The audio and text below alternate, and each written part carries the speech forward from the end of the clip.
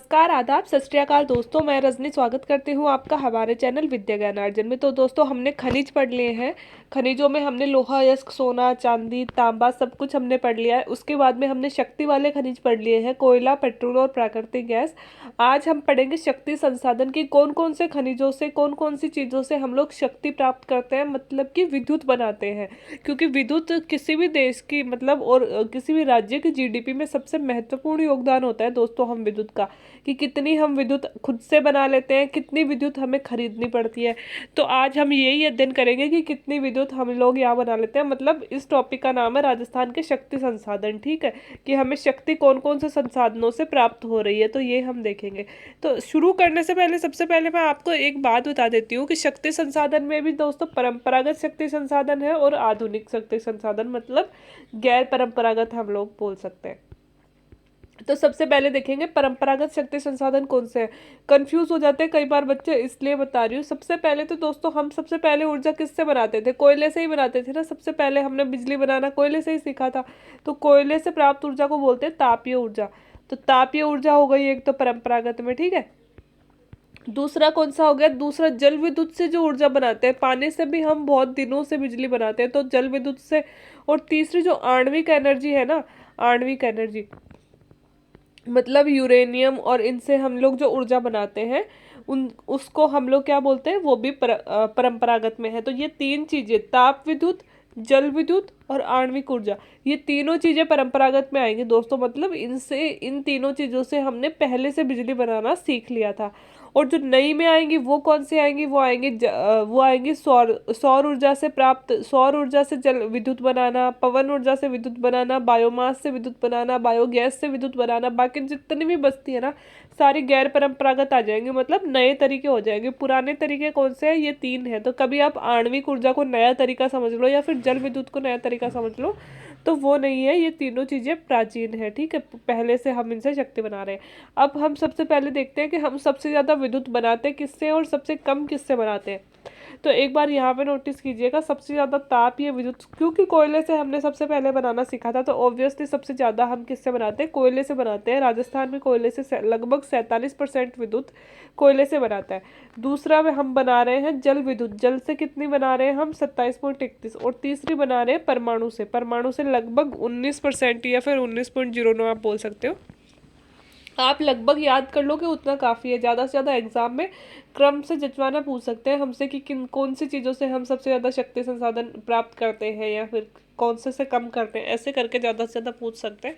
इसके बाद में गैस से हम 6.30%, पवन ऊर्जा से 0.10%, फिर जो बायोमास और सौर ऊर्जा, इनसे तो बहुत कम प्राप्त करते हैं, तो प्रतिशत में आएगी भी नहीं। तो सबसे पहले अब हम देखते हैं दोस्तों कि जो जल विद्युत हम लोग प्राप्त करते हैं, कितनी जल विद्युत हम राजस्थान में बना रहे हैं, कितनी जल विद्युत हम बाहर से खरीद रहे हैं। ठीक है, तो दोस्तों राजस्थान में भाखड़ा नांगल जो परियोजना है, वो भाखड़ा नांगल राजस्थान की नहीं है। राजस्थान का उसमें एक हिस्सा है। पंजाब और हिमाचल प्रदेश जैसे सतलज नदी पर बांध बना हुआ है, वहां से जो जल विद्युत बनती है उस बांध से, उसमें राजस्थान का भी कुछ हिस्सा है। तो राजस्थान वहां से लगभग 15.2% विद्युत प्राप्त करता है भाखड़ा नांगल बांध से। ठीक है, इसके बाद में जो व्यास परियोजना है, हरिके बैराज पर शायद व्यास परियोजना बनाई गई है, हरिके बैराज बांध पर, वहां से हम लोग 58.5% विद्युत हम उधर से लेते हैं। हम बना नहीं रहे हैं, उन राज्यों से हम लोग आयात कर रहे हैं। माही परियोजना जो है नर्मदा नदी पर बनी हुई, गुजरात और राजस्थान की संयुक्त परियोजना, वहां से हमको 140 मेगावाट की विद्युत मिल रही है। और जो चंबल परियोजना है राजस्थान और जो राजस्थान और उसकी मध्य प्रदेश की, उससे हमें 193 मेगावाट विद्युत मिल रही है। सबसे ज़्यादा हमें चंबल परियोजना से मतलब मिलती है, जो अपने राज्य में बन रही है। तो दोस्तों ये थी जिनसे हमें जल विद्युत मिल रही है। तो अपन बना कौन से रहे हैं? अपन तो चंबल में अपना पार्टिसिपेशन सबसे ज़्यादा है, तो चंबल से हमें मिल रही है एक तो। और एक हम भाखड़ा नांगल से खरीद रहे हैं, मतलब उसमें अपना हिस्सा है, तो उससे हमें 15.2% लगभग 227 मेगावाट वहाँ से मिल रही है। और व्यास जो परियोजना है दोस्तों, वहां से हम लोग सबसे ज्यादा विद्युत ले रहे हैं, लगभग 422 मेगावाट, या फिर यूं कहे कि संपूर्ण देश में जितनी भी विद्युत हम ले रहे हैं जल से, उसका 58%। तो कोई परसेंट नहीं पूछने वाला, आपको सिर्फ इतना याद रखना है कि जल विद्युत जो हम बना रहे हैं या फिर ले रहे हैं, वो कहाँ कहाँ से ले रहे हैं। तो एक तो भाखड़ा नांगल बांध से, एक व्यास परियोजना से, एक माही डैम से और एक चंबल से। इन इनसे हम जल विद्युत ले रहे हैं। ठीक है, अब दोस्तों तापीय विद्युत परियोजना सबसे इम्पोर्टेंट यही है दोस्तों। तापीय विद्युत परियोजना 47% विद्युत हम कोयले से, तापीय विद्युत मतलब कोयले से जो ताप उत्पन्न किया जाता है उससे जो विद्युत बनती है उसे कहते हैं तापीय विद्युत परियोजना। तो सबसे ज़्यादा यही है, ठीक है। तो इसके लिए दोस्तों स्टेशन बनाए जाते हैं और उस स्टेशनों पर, उन स्टेशनों पर कोयले से विद्युत बनाई जाती है। तो सबसे पहले तो सूरतगढ़ का गंगानगर में स्थापित है, 1500 मेगावाट बिजली इससे बनाई जाती है ना। कुल 660 मेगावाट की 4 सुपर क्रिटिकल इकाइयां प्रस्तावित हैं। और यह कहाँ स्थित है? कोटा में। और कितनी यहाँ पे उत्पादित हो रही है अभी? 1240 मेगावाट। तो 660 की दो अभी चालू हुई है, इसलिए यहाँ पे 1240 ही हो रही है। और जब दोनों और चालू हो जाएगी बाकी बची हुई, तो यहाँ पे ज़्यादा हो जाएगी, मतलब 1500 मेगावाट से भी बहुत ज़्यादा हो जाएगी। तो दोस्तों इसे कहते हैं, अगर 660 मेगावाट के गुणज में कोई परियोजना विद्युत उत्पादन कर रही है तो उसे कहते हैं सुपर थर्मल पावर। तो जो सूरतगढ़ है दोस्तों वो राजस्थान का पहला सुपर थर्मल पावर है, मतलब इतनी ज़्यादा 660 मेगावाट के गुणज में जो विद्युत उत्पादित कर रहा है उसे कहते हैं सुपर थर्मल। और सूरतगढ़ गंगानगर में जो स्थित है वो पहला स्टेशन है राजस्थान का जो सुपर थर्मल पावर है, ठीक है। अब दोस्तों इसके अलावा कोटा में भी हो रहा है, कोटा से ये अलग है दोस्तों, सॉरी ये मैंने गलती से बता दिया। यहाँ पे 660 मेगावाट के 4 विद्युत इकाइयों से हो रही है सूरतगढ़ गंगानगर में। और इसके अलावा कोटा में जो है 1240 मेगावाट विद्युत उत्पादित हो रही है। इसके अलावा गिरल और कपूरड़ी जो अपन ने पढ़ा था ना बाड़मेर में, वहाँ से लिग्नाइट कोयला उत्पादित हो रहा है, वहाँ पर 1080 मेगावाट विद्युत बनाई जा रही है उस वाले कोयले से। इसके अलावा अपन ने बीकानेर में पढ़ा था बरसिंगसर हाडला, है ना, वहां से कितनी बनाई जा रही है? 250 मेगावाट, ठीक है। अब जो कवई है, कवई और छबड़ा, इनमें भी कवई और छबड़ा दोनों 12 में है और यहाँ पे 1320 मेगावाट और 500 मेगावाट। लेकिन ये जो कवई वाला है वो सरकारी नहीं है, वो निजी क्षेत्र का मतलब थर्मल पावर प्लांट है।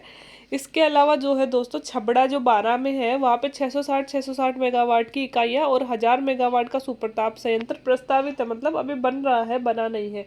इसके अलावा कालीसिंध उंडेल ग्राम झालावाड़ में 1000 मेगावाट का, दानपुर बांसवाड़ा में 1320 मेगावाट के विद्युत संयंत्र प्रस्तावित है।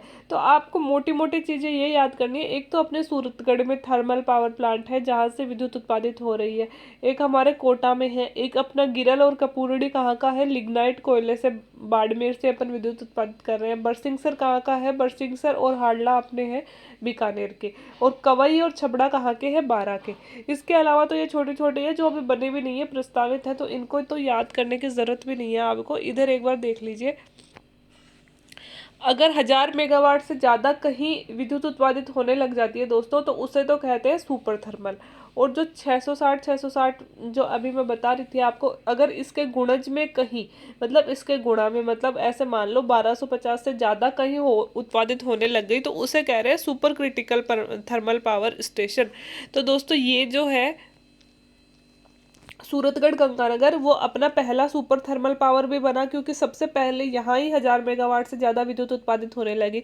और इसके अलावा ये जो 660 मेगावाट की इकाइयाँ जो प्रस्तावित थी ना, वो भी अब कंप्लीट कर ली गई हैं वर्तमान में, क्योंकि ये डेटा थोड़ा सा पुराना है। वर्तमान में यहाँ पे ये जो इकाइयाँ प्रस्तावित थी 4, ये चारों कंप्लीट हो गई है, इसलिए राजस्थान का सबसे पहला सुपर क्रिटिकल पावर स्टेशन भी यही बना है। कौन सा बना है? सूरतगढ़ बना है। सुपर क्रिटिकल पावर स्टेशन भी यही है और राजस्थान का पहला सुपर थर्मल पावर भी यही है। इसके अलावा दोस्तों परमाणु ऊर्जा राजस्थान कहाँ से उत्पादित कर रहा है और कहाँ से उधार ले रहा है ना, तो वो देख लेते हैं। परमाणु ऊर्जा से हम कितनी बिजली ले रहे हैं? 19% लगभग बिजली ले रहे हैं। तो सबसे पहले तो दोस्तों हमने पढ़ा था जब चंबल परियोजना पढ़ी थी कि रावत भाटा में हमने परमाणु स्टेशन लगाया है। तो राजस्थान का परमाणु ऊर्जा परियोजना जो है इसे राजस्थान एटॉमिक पावर प्रोजेक्ट भी बोलते हैं। यह कहाँ है? रावत भाटा चित्तौड़गढ़ में।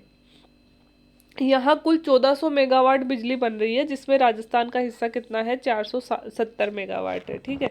इसके ये तो हमारा हो गया। हमारे राजस्थान में सिर्फ एक ही ये है, मतलब एक ही परमाणु ऊर्जा संयंत्र है, बाकी राजस्थान में कोई सा ही नहीं है। बाकी थोड़ी थोड़ी हम दूसरों से खरीद लेते हैं, जैसे कि नरोरा यूपी में एक है परमाणु ऊर्जा संयंत्र, वहाँ से हम बिजली खरीद लेते हैं।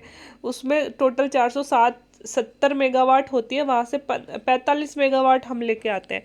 एक जो दोस्तों बांसवाड़ा में माही बजाज सागर डैम है, उस पे बनाने की अभी योजना है, मतलब ये एटॉमिक पावर प्रोजेक्ट है ना, लेकिन बना नहीं है। अगर वो बनता है तो वो बनेगा 1400 मेगावाट का, और उसकी 100% विद्युत राजस्थान को मिलेगी। तो राजस्थान को बहुत सारी बिजली उधर से मिलने लग जाएगी। जब ये बांसवाड़ा के माही बजाज सागर पे ये स्टेशन बन जाएगा, एटॉमिक स्टेशन, तब अपन को वहां से मिलने लगेगी। अभी अपन को सबसे ज्यादा कहाँ से मिल रही है? रावत भाटा से मिल रही है, क्योंकि एक ही है अपने पास में। इसके अलावा कुछ अपन नरोरा यूपी से खरीद के लेके आते हैं। इसके अलावा दोस्तों गैसीय ऊर्जा देख लेते हैं।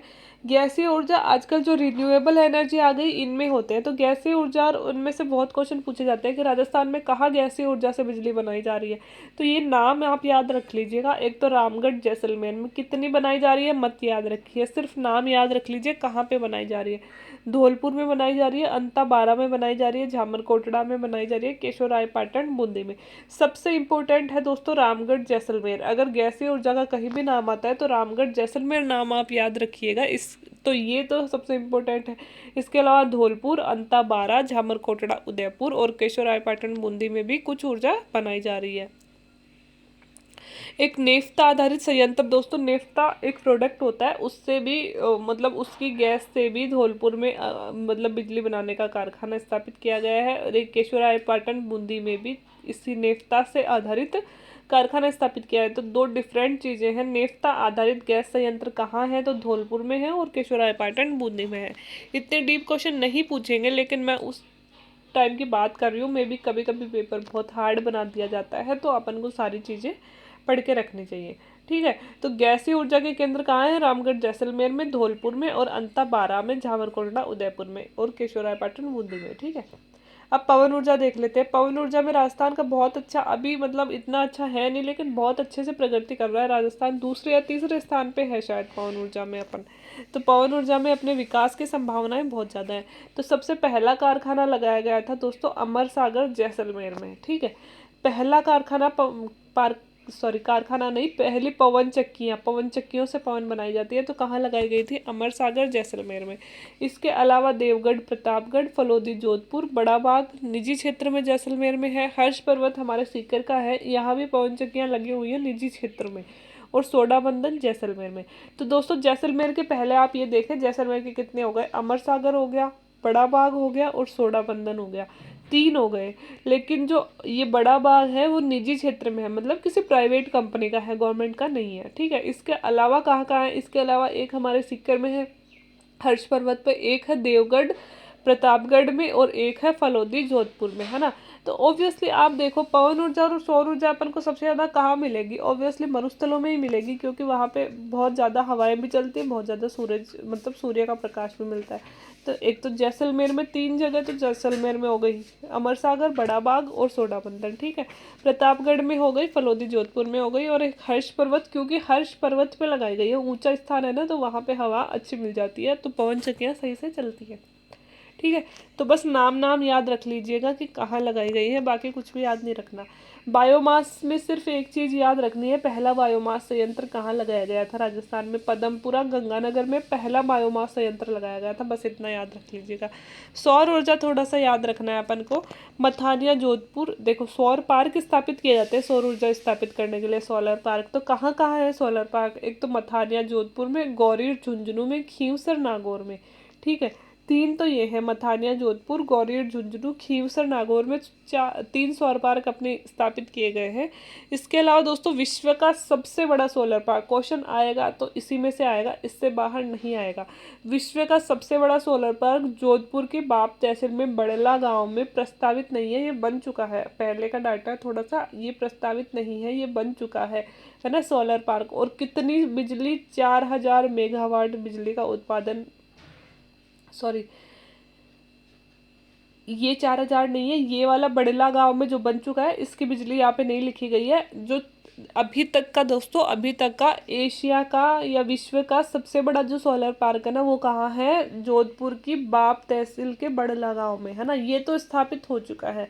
और एक और जो सोलर पार्क है जिससे 4000 मेगावाट बिजली बनाई जाएगी, वो सौर ऊर्जा का संयंत्र कहाँ? सांभर क्षेत्र में, जो जयपुर में सांभर झील है ना, वहाँ पे प्रस्तावित किया गया है, मतलब इसका अभी कंस्ट्रक्शन जारी है, ये बना नहीं है। जब ये बन जाएगा तो ये विश्व का सबसे बड़ा सोलर पार्क हो जाएगा। अभी कौन सा है, अभी बाप जोधपुर वाला है जो बड़ला गांव में है, बड़ला सोलर पार्क, वो सबसे बड़ा है। लेकिन जब सांभर वाला बन जाएगा तो सांभर सोलर पार्क सबसे बड़ा हो जाएगा, लेकिन अभी ये बना नहीं है, ठीक है।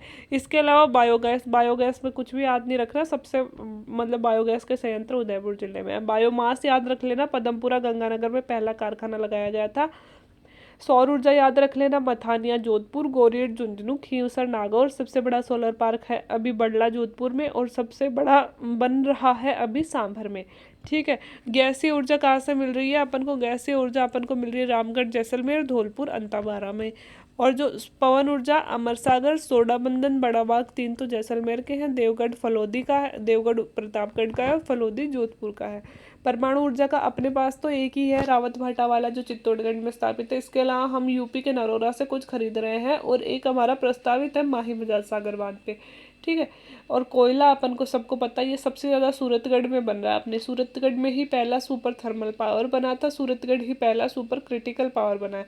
इसके अलावा गिरल, कपूरड़ी, जालेपा बाड़मेर के, परसिंगसर हार्ड लिग्नाइट के, और कवई और छबड़ा बारा के, इनमें अभी कोयले से उत्पादित हो रहा है। जल विद्युत भाखड़ा नांगल से खरीद रहे हैं, व्यास परियोजना से ले रहे हैं, माही बजाज सागर से ले रहे हैं, और चंबल नदी में भी जल विद्युत बनाई जा रही है। तो चंबल नदी में हमारा और मध्य प्रदेश का आधा आधा हिस्सा है।